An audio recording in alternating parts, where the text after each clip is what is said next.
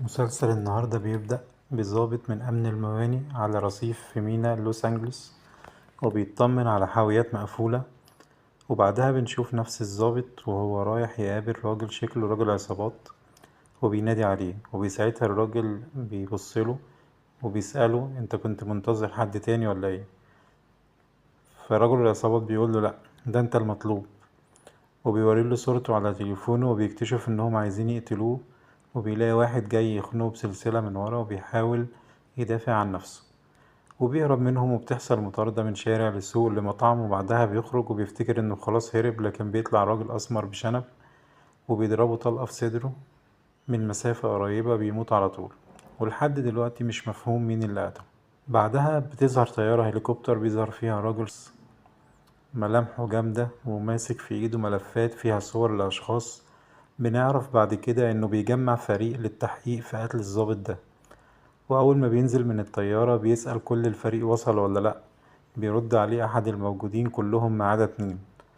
وبعدها بنروح لأحد السجون الأمريكية، وبيظهر أحد الأشخاص بنعرف بعد كده إنه ضابط، وإنه موجود في السجن ده من 9 شهور متخفي عشان يجيب معلومة من أحد المساجين عن عصابة كان بيشتغل معاها. وبيحصل مشاجرة كبيرة ومعاه، وبيتنقل للعيادة، وساعتها بيدخل ضابط شرطة لوس أنجلوس وبيطلب من الدكتور يسيبهم لوحدهم، وبيقول للضابط المتخفي إن مهمته هنا انتهت. وساعتها بيزعل جدا لأنه كان خلاص هيوصل للمعلومة اللي هو تعب 9 شهور عشان يلاقيها.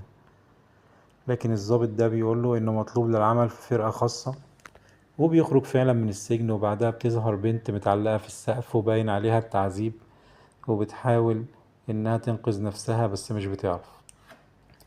بتلاقي ست دخلت تنظف المكان، والبنت بتطلب مساعدتها لكنها بتخاف من العصابة اللي مكتفة البنت، وبترميلها جردل وبتمشي. والبنت بتستخدم الجردل وبتفك نفسها، وبتاخد عصاية بيسبول وبتضرب بيها أفراد العصابة اللي كانوا خاطفينها.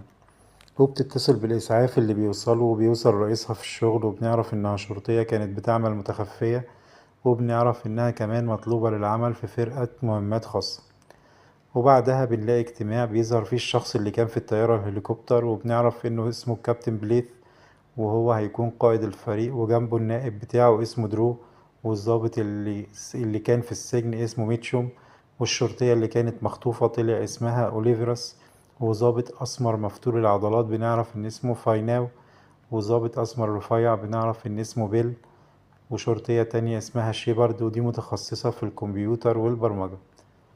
وبيبتدي يشرح لهم الفكرة اللي اتعملت عشانها الفرقة دي، وبيحكي لهم حكاية ضابط الحدود اللي اسمه داردن واللي اتقتل، وان هم عايزين يوصلوا للي قتلوه. وهنا هما بيستغلوا ان مش من الطبيعي ان فرقة خاصة تتشكل بالطريقة دي وتكون مهمتها سرية بالشكل ده عشان ضابط اتقتل. وهنا الكابتن بليس بيوضح لهم أهمية الموضوع، وبيعرفهم إن قبل الضابط ده ما يتقتل بأسبوعين دخل حسابه 200,000 دولار. وده معناه إنه حاجة من اتنين: هو مرتشي واختلف مع العصابة وقتلوه، وفي الحالة دي لازم يتعرف مين هي العصابة اللي كانت بتقدم له الرشوة دي.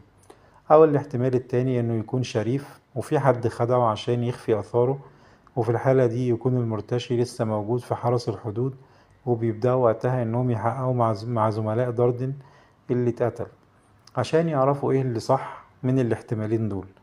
وفي الوقت ده بيظهر رئيس داردن في الشغل اللي بيحاول يوصل لهم إن داردن ده كان عنده بيت بيقضي فيه عطلة نهاية الأسبوع، وإن عنده ممتلكات كتير. وبيقول إن البنك اللي وصل لداردن عليه الفلوس ده بنك مشبوه، وبيدل إن ليه علاقة بتجار المخدرات. ولما بيرجعوا لمكتب شيبرد بتكون قدرت توصل لطريقة تجيب بيها شكل الشخص اللي قتل داردن لأنه كان مش ظاهر في أي كاميرات.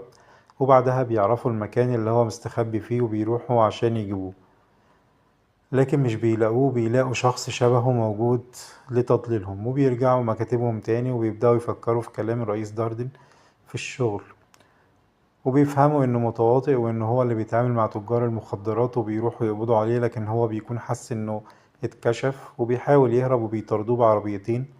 وبنشوف ميتشوم وهو بياخد طريق مختصر بين البيوت وبيقطع الطريق عليه، وبرضه بيحاول يهرب لكنهم بيسيطروا عليه. ولما بياخدوه لمكتبهم وبيستوجبوه مش بيرضى يعترف. وشيبرد بتتفحص تليفون مشفر لقوا في عربيته، وبيل بيكتشف ان في اتفاق على اخلاء المينا بعد ساعة، واكيد ده الوقت اللي العصابة هتستخدمه في التهريب.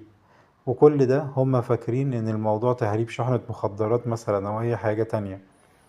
لكن لما بيروحوا هناك بيكتشفوا ان العصابة بتضرب عليهم نار، وبيحصل ان ناس بتموت وناس بتهرب بالبضاعة.